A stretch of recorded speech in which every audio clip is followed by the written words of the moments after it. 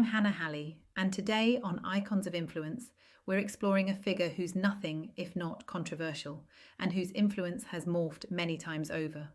Russell Brand has been comedian, actor, writer, podcaster, activist, spiritual voice, and provocateur. His trajectory is wild, messy, and instructive. Let's walk it together. Russell Edward Brand was born June 4th, 1975 in Essex, England. Early life for him was complicated, family challenges, addiction and identity struggles. Comedy became his outlet, a way to process pain and provoke laughter. He built stage skills, toured stand-up circuits, carved a public persona that mixes swagger, intellect, provocation. He gained visibility on British TV and radio, hosting shows, doing documentaries like Rebrand, which blended comedy and critique of social norms. He became a familiar voice, challenging taboos. From there, he transitioned into film with roles in Forgetting Sarah Marshall, Get Him to the Greek, and Arthur, and gained international recognition. Yet fame was never enough. Over time, Brand used his platform to speak on politics, spirituality, and institutional power. He launched the Truths web series, commentary on media, conspiracies, control, and narratives. He became a voice often opposed to the mainstream, critiquing systems, elites, and psychologies of power. Brand's influence today rests heavily on media he controls. His production company, Vanity Projects, and later Branded Films, gives him leverage in content creation. His company posted a profit of £5 million in one recent year, showing even in turbulent times the business side of his media is still solid. He retains direct connection with audience through his YouTube channels, podcasts, and subscription models.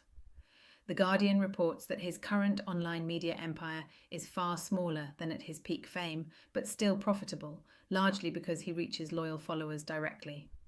The economics are interesting. In recent years, many of his videos and content generate revenue through platform ad sharing, paying audience models like Awakened Wonders membership, and independent monetization rather than big brand deals. He's also diversified across formats: long-form video, commentary, podcasting, subscriptions, social media, even spiritual meditation content. He retains ownership over many of his platforms rather than relying entirely on third parties. On the social enterprise front, Brand funded the True Era Cafe in East London, using profits from his book Revolution. The cafe was designed partly as a gathering place, partly as a symbol of grassroots empowerment. He also donated profits from Revolution to that cafe project, aiming to bring economic opportunity, community, and empowerment back into neighbourhoods. All this shows a shift. His influence is now less about mass media platform deals and more about owning niche platforms, connecting deeply with an audience, integrating content, ideology, and monetization in a unified way. Russell Brand's path is tangled with controversy. In 2023, Channel 4 and the Sunday Times published sexual misconduct and assault allegations. Brand has denied criminal wrongdoing, calling relationships consensual, but the public fallout has been significant. His content has frequently leaned into conspiracy themes, with critiques of the elite, vaccine skepticism, narratives of power, and meta-narratives of control. Wired describes how Brand's current output uses emotional, provocative content to maintain engagement and audience loyalty. The tension and balance of tension here is real. How far do you push critique before credibility fractures? As an influencer, the lines blur. One misstep or one accusation can shift public perception.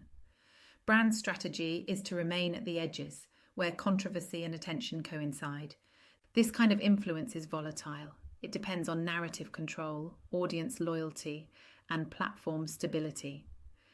If platforms demonetize or censor, the model is threatened. Wired notes how Brand's pivot to alternative platforms like Rumble reflects that risk. He also faces legal and contractual pushback. For example, in recent years, he's been sued for failing to deliver on book contracts, which arose in part due to disruptions after allegations surfaced. Yet through all of it, Brand maintains a core set of values. He still speaks to disaffection, to people who feel alienated by institutions. He frames himself as a dissenter, the outsider giving voice to suppressed dissent.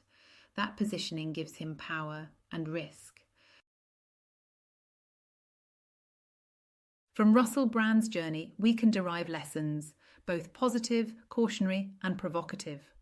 First, owning your platforms matters. Brand didn't just rely on TV, radio, or studios. He built digital infrastructure, content streams he controls. That gives resilience when traditional media shifts. Second, deep connection with niche audiences can sustain influence even when mainstream visibility fades. Brand's audience is loyal. He monetizes direct relationships. You don't need mass, you need meaning. Third, integrating belief, content, monetization is powerful but dangerous. When your voice is your product, your ideas are your brand, you blur lines between opinion, commerce, responsibility. That demands accountability, thoughtfulness, integrity. Fourth, controversy can fuel attention, but it can also erode trust. Using provocation as a tool is a double-edged sword. It can draw followers, but alienate others and make alliances brittle. Fifth, pivoting is possible. Brand has reinvented himself, from comedic celebrity to spiritual influencer, social critic, digital provocateur. Reinvention keeps relevance alive. Finally, influence without accountability is fragile. Brand's story shows how the power of narrative can carry someone, but only if there's a foundation. Credibility, trust, integrity, responsibility has to sit underneath. Russell Brand is a difficult figure to sum up. He's brilliant and broken, provocative and divisive. His influence is raw, unstable, compelling. He teaches us that influence isn't static. It's built, lost, reclaimed. That owning voice is powerful, but must be balanced with integrity. That narrative momentum is a tool, but moral responsibility matters. If this episode shifted how you see content, platform, controversy, or influence itself, subscribe, rate, share with someone willing to question. I'm Hannah Halley, and this was Icons of Influence. Until next time, speak clearly, influence wisely, and carry conscience.